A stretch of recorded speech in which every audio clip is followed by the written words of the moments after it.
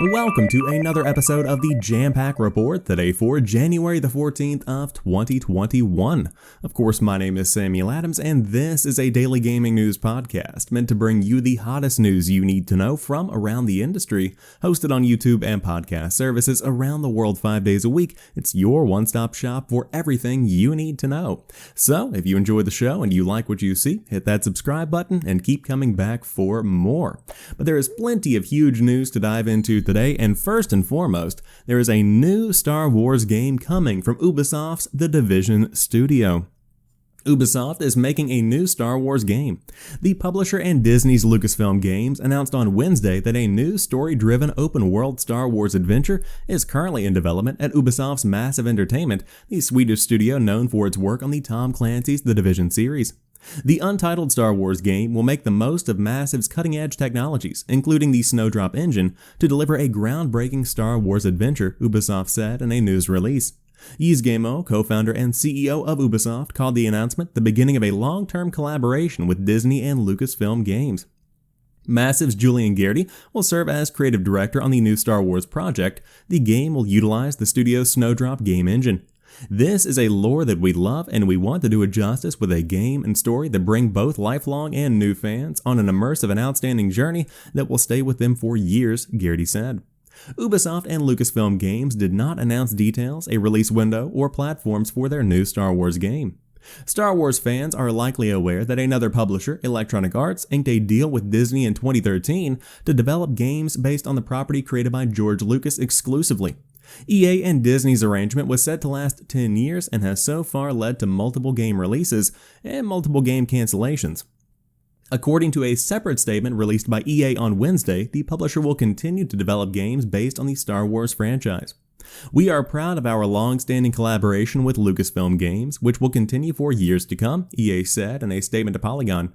"Our talented teams have created some of the most successful games in the history of the Star Wars franchise, including Star Wars Jedi Fallen Order, Star Wars Battlefront, Star Wars Galaxy of Heroes, and Star Wars Squadrons.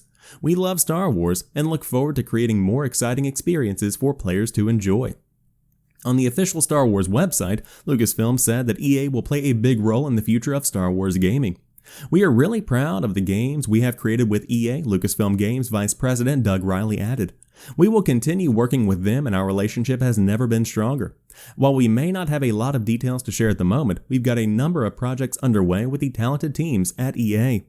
Massive and Ubisoft already have a pre-existing relationship with a Disney-acquired property, James Cameron's Avatar. The new Star Wars project is not expected to impact development of Massive's Avatar game, which was announced in 2017 and does not have an announced release date. The next Avatar movie is expected to hit theaters in 2022. On Tuesday, Lucasfilm Games announced another surprise collaboration, a new game starring Indiana Jones in development at Wolfenstein studio Machine Games. Bethesda Softworks will publish the new indie game, which will be executive produced by Todd Howard. Lucasfilm said Monday that the Lucasfilm Games branding would serve as the official identity for all gaming titles from Lucasfilm, a name that encompasses the company's rich catalog of video games and its eye toward the future. So, this is a pretty big piece of news because, number one, it's from Massive. That itself is pretty massive. But overwhelmingly, I think the biggest news story here is the fact that it seems exclusivity in the gaming space for Star Wars is no longer tied specifically to EA, with very little exception.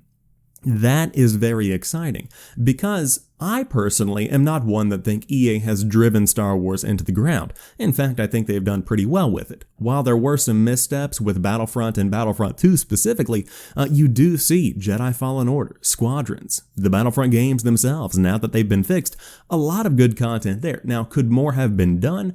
Absolutely. And I think that's where the value really comes here, is that when you free up the name Star Wars, anyone can come in and do what they want with it. And so I think back to something like Star Wars 1313, the canceled project that was essentially Mandalorian the game. With today's technology and the connectivity that we have, that could be an ever-evolving universe of bounties to hunt as a bounty hunter. That sounds amazing. I would love just to have a Mandalorian game, just brand it for what it is. On top of that, even more so, I would like a Skyrim-esque grand adventure where you go from planet to planet, galaxy to galaxy, following this narrative. That sounds fun as well. The real value from this announcement comes later when you think about just how significant it is that it seems like more and more people are going to be able to use the Star Wars name whenever they have a good idea. And I think that's really what it comes down to, is fleshing out good ideas and making new experiences that aren't necessarily tied to a small group of teams in one boardroom, but an entire industry of people that want to make Star Wars content. That's what's exciting to me. So I'm looking forward to seeing more about this in the future. Of course, as we know right now, very few details, nothing really significant aside from the fact that this is happening. But man, the fact that Electronic Arts' reign over the Star Wars name is coming to an end is certainly something that I think is positive. But that's not to say that I'm not looking forward to what they have coming out in the future. But in the meantime, Hogwarts Legacy has been delayed to 2022. WB Games' upcoming open-world Harry Potter game, Hogwarts Legacy, has been pushed back to 2022. It was originally scheduled to arrive across PlayStation, Xbox, and PC sometime later this year. Creating the best possible experience for all of the Wizarding World and gaming fans is paramount to us, so we are giving the game the time it needs, an official statement reads. Hogwarts Legacy was first announced last September as the next project from Disney Infinity developer Avalanche Software. It's set in the Wizarding World of the 1800s, giving players a chance to guide a Hogwarts student through an original story long before Mr. Potter made the scene. Months before Hogwarts Legacy was officially unveiled, Bloomberg reported that developers were concerned about Rowling's connection to the project due to her very public and pernicious transphobia. The game's reveal was immediately met with controversy for the same reasons, leading WB Games to distance itself from the author. So, we have this delay, and as Jason Schreier put it on Twitter, this is going to be the first of many to come, because COVID impacted games released in 2020. However, you're talking about the fact that now we're coming up on February and March of 2021. That's roughly an entire year of many companies working from home entirely. That does impact the workflow. People can say that work from home has allowed people to bounce back and continue working, and that's true. There is still progress that has been made, but ultimately, you are going to be seeing more and more projects pushed back to next year, or even delayed 6 months if it is later in the year, whatever it might be.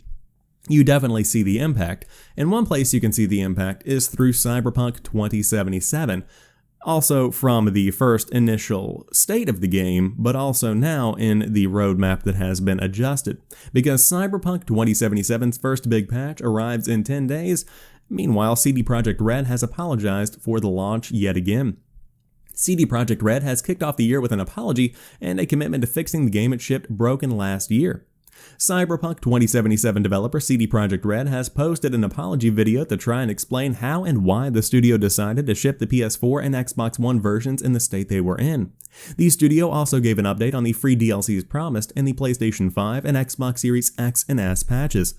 In a video message delivered by CDPR co-founder Marcin Nowinski, the executive started by acknowledging that the decision to ship the console versions was ultimately made by management. According to Nowinski, many of the issues that cropped up at launch were not spotted in testing. Nowinski also reiterated that CDPR was not trying to mislead its console audience about the state of the game, but simply wanted to put as much work into optimizing those versions leading up to the launch as possible, which is why console review codes came in very late. One particular challenge was getting asset streaming to work well on last-gen hardware, something Cyberpunk 2077 clearly still struggles with. Nevertheless, Nowinski confirmed that 2 major patches are dropping early this year, the first of which releases in 10 days. Throughout 2021, you can also expect more patches and hotfixes alongside the promised free DLCs. As for the free next-gen upgrades, those will arrive in the second half of this year. In an FAQ on the game's official site, the studio also addressed fears that Cyberpunk 2077 developers would have to crunch yet again to deliver these fixes. Quote, "The team is working to bring relevant fixes to the game without any obligatory overtime. Avoiding crunch on all of our future projects is one of our top priorities," the studio said, although it is worth noting that crunch across the games industry is rarely officially mandated. As for when players can expect the digital PS4 version to return to the PlayStation Store, the studio was non-committal. We are working on fixes and updates and are working with Sony to bring Cyberpunk 2077 back to the PlayStation Store as soon as possible, CDPR wrote.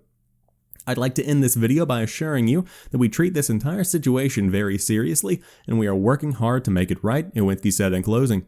The guiding principles of our company are still core to what we do. We still want to make amazing games and have an open communication with you, our players. For now, our immediate focus is on working hard to make sure that you enjoy Cyberpunk 2077 regardless of platform. So, first and foremost, good on them for making a video and having some kind of statement after the month that we have had with Cyberpunk 2077. Can you believe it's just been 1 month? That was 1 month. Wasn't that wild? However, when it comes to this video, I'll tell you what I don't like. I don't like the statement that they were trying to make the PS4 and Xbox One versions as good as possible, that they didn't realize the scope of the project, that kind of thing. You released a video that showed what was hypothetically PlayStation 4 and Xbox One footage. It looked much better than often the PC version even does now. That's a problem. That, my friends, is a lie. Plain and simple. You can't get around that. So, when it comes to this statement, I think there is some truth in it. I think that there was a lot going on behind the scenes that the team did not share, but we were misled. Make no mistake about it. I'm sorry. I'm generally a positive dude. I try and keep things light, keep things fresh, but CD Projekt Red misled the gaming public. That's what happened.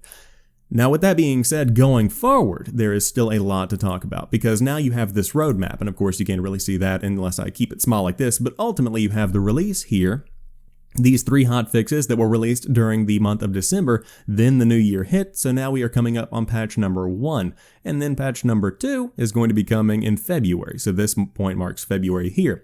So judging by that, here are the multiple updates and improvements. We're talking about free DLCs probably coming sometime around May, it looks like June going into summer, and then this free next-gen console update is focusing on the last half of the year. That's when you can expect that to hit.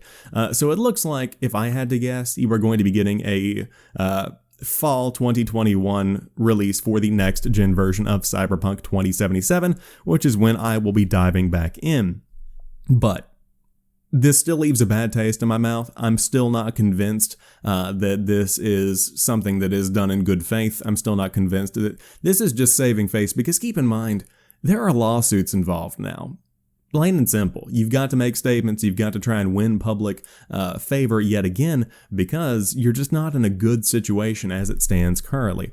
So with all of that being said, I'm still hopeful, I'm still optimistic. I don't think that CD Projekt Red is filled with bad people, especially on the development team, but I do think that the gaming public was misled, I do think that we were lied to, and I do think that there is a lot of work to be done, which they are doing, clearly. So, if you wanted to watch the entire video, you can check it out on CD Projekt Red's official Cyberpunk 2077 account on Twitter, or many outlets around the world. But to round out today's show, Katy Perry. Sure, why not? Pokémon has signed Katy Perry to celebrate the 25th anniversary. The Pokémon company wants you to know that 2021 is the 25th anniversary, and that it has hired pop star Katy Perry to do something to celebrate. Perry is the first in a star-studded lineup of music stars signed up to something called P25, a collection of artists who will help celebrate Pokémon over the course of this year. Exactly what she'll be doing remains to be seen, though her participation is teased at the very end of this entertaining trailer for the franchise's 25th anniversary. It's well worth watching for its nods to all things Pokémon over the past 2.5 decades, video games, trading cards, TV series, and more. Pokémon's press release is otherwise light on any details for this year, but promises much in terms of merchandise collaborations, new installments of trading card game, and celebrations within the franchise's animation and video games. Pokémon Go had its first big celebration later this month with its ticketed Kanto Tour event. Beyond that, what else might we see? Well, with Sword and Shield's expansions now released, the stage is clear for new Pokémon games on Switch later this year, or remakes of old ones. We are yet to hear more about a Detective Pikachu movie sequel supposedly in the works, and hey, maybe we'll even hear more about the long-missing in action Pokémon Sleep app. So if you're into Pokemon, congratulations, big year for you. But Katy Perry is going to be involved, and if you do want to check out that 25 Years of Memories video, you can find that up on YouTube right now. But that rounds out today's episode of the Jampack Report. If you enjoyed today's show, drop me a like down below and let me know what you think about Star Wars in the gaming space. Do you think it's going to be something that is beneficial in the long run to free it up from Electronic Arts? Are you worried about these games? Let me know what your thoughts are down below. But until tomorrow, you guys have a fantastic rest of your day. I'll talk to you soon, and peace.